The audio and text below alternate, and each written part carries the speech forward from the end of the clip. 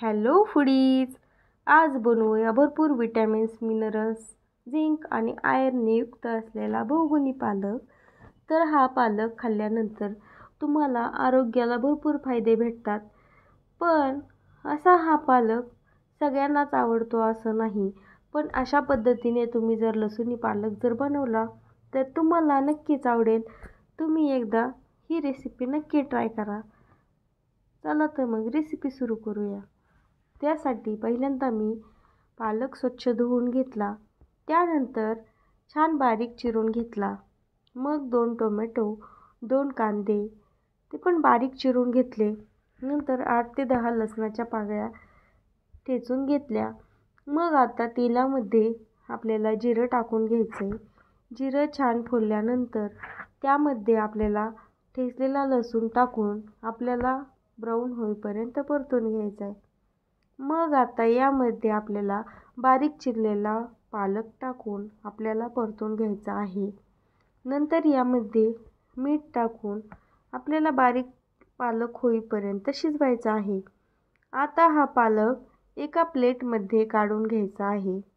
मग सेम कढईमध्ये आपल्याला एक तडका द्यायचा आहे. त्यासाठी पहिल्यांदा मी कढईमध्ये 2 पळी तेल घेतलेलं आहे. आता या तेलामध्ये आपल्याला ठेचलेला लसूण टाकायचा आहे.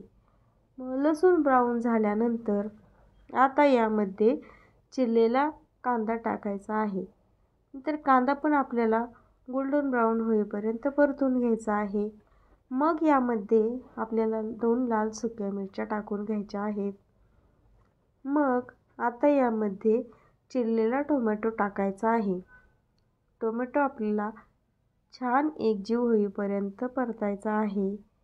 नंतर टोमॅटो परतल्यानंतर आता यामध्ये आपल्याला 2 चमचे बेसन टाकून आपल्याला छान मिक्स करत करत भाजायचं आहे.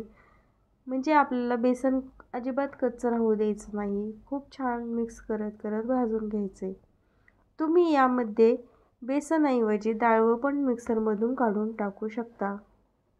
आता आपल्याला बेसन परतल्यानंतर यामध्ये आपल्याला लाल तिखट, हळद, मीठ टाकून पुन्हा मिक्स करायचं आहे.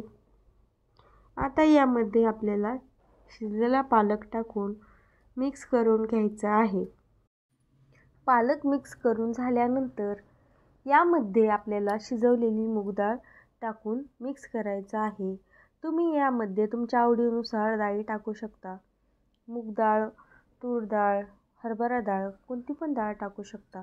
आता यामध्ये आपल्याला शेंगदाण्याचं कूट टाकून पुन्हा आपल्याला 5 ते 7 मिनिटे परतून घ्यायचं आहे. मग आता यामध्ये आपल्याला लागेल तेवढं पाणी टाकून 10 ते 15 मिनिटे शिजवून घ्यायचं आहे. तर तयार आहे आपला हा टेस्टी असा लसूणी पालक. तर हा लसूणी पालक तुम्हाला आवडला असेल तर तुम्ही लाईक करा, शेअर करा आणि सबस्क्राईब करा. चला तर मग अशा साध्या सिंपल रेसिपीसोबत पुन्हा एकदा भेटूया. तोपर्यंत बाय बाय.